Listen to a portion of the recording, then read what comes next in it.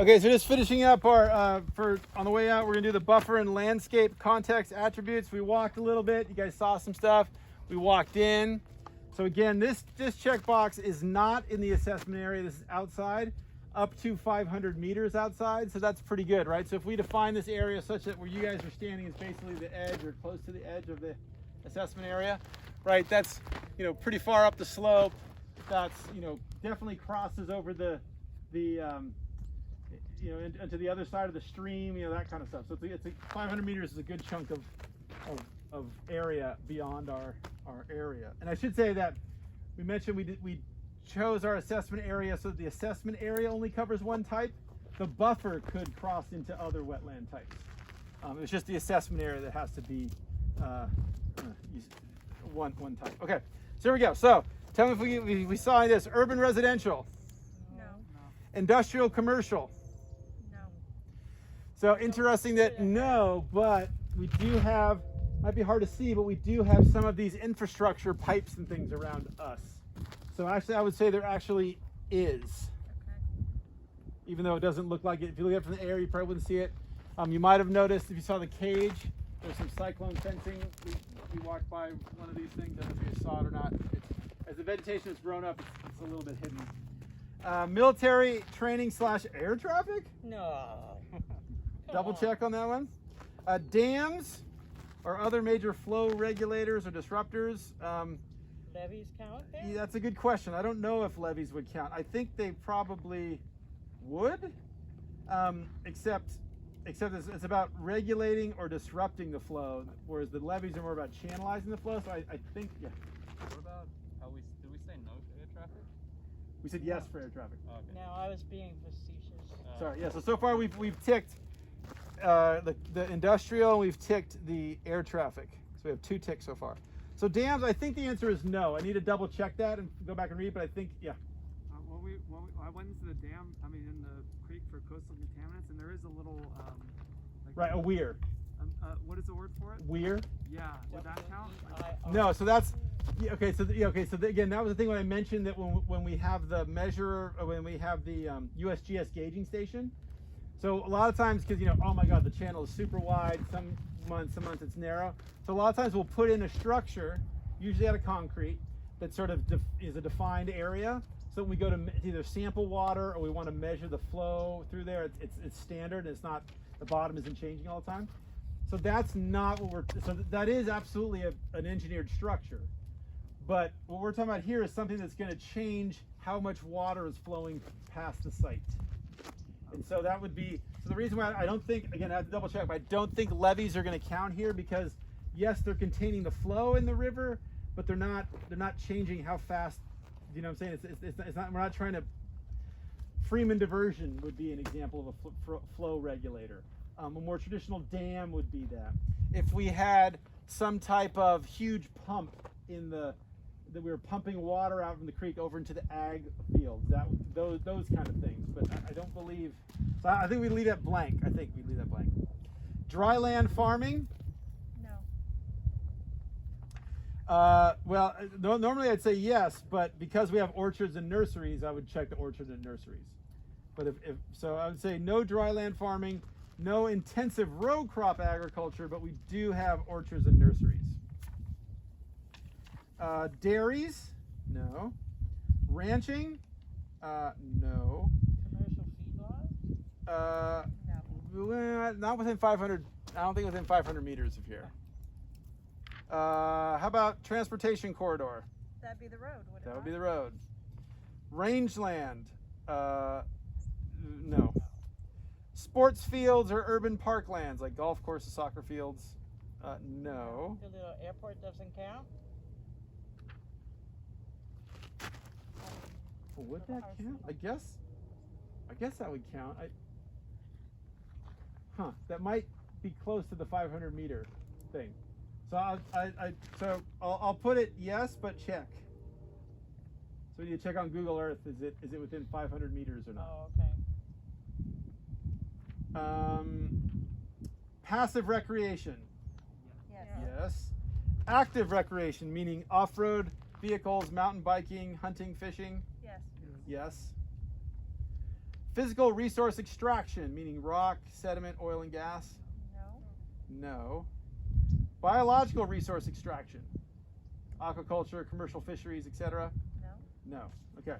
So I have, for the buffer and landscape context attribute, I have 1, 2, 3, 4, 5, 6. I have 6 or 7 if that one goes, if the one thing, right? So then we go and we flip and we look and we get the score there. So okay. So we'll continue on with this training and everything.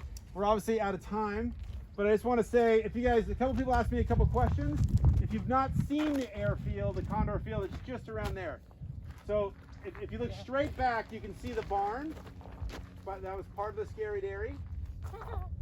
If you've not seen the airfield, what I recommend is when you get in your car, just drive down here and just take a look at it for 10 seconds, and you can. I'll wait to close the gate if you want to check it out. So if you haven't seen it, please do just take at least a minute or so and make sure you see it. It's important as we talk about this site.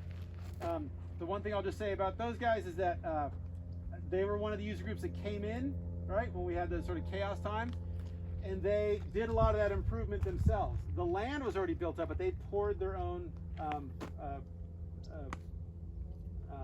landing strip and all that kind of stuff. And they argued they're a great helper of folks. So they argued they're really, really helpful, because when somebody would fall down hiking, they'd be out here and they'd be like, yo, hey, here's a Band-Aid, right? And so they're helpful in that sense. They call the cops if there's people doing vandalism. So that's useful. Having eyes on is always useful.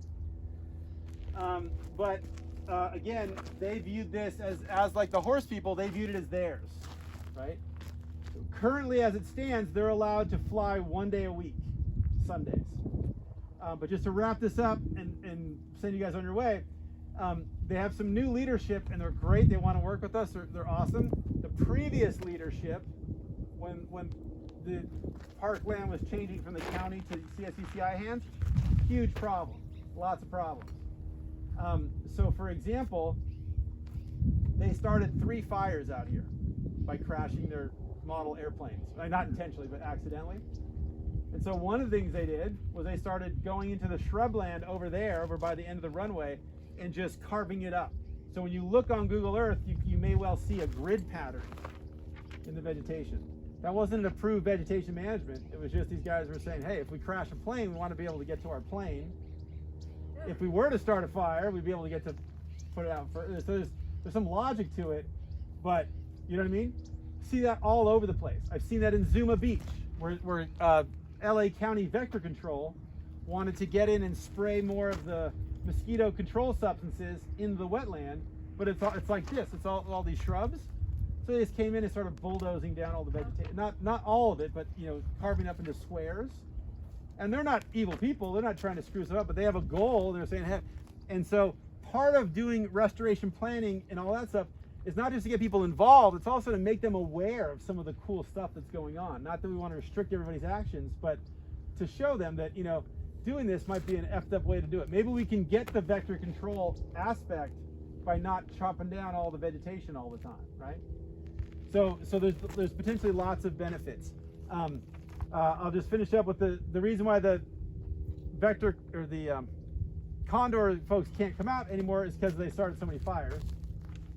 When that happened, the state fire marshal, which is the entity in California that regulates how what safe things can happen in buildings and such, he looked at it and he said, whoa, you need to have a fire truck out, because they were having, this is a very popular field.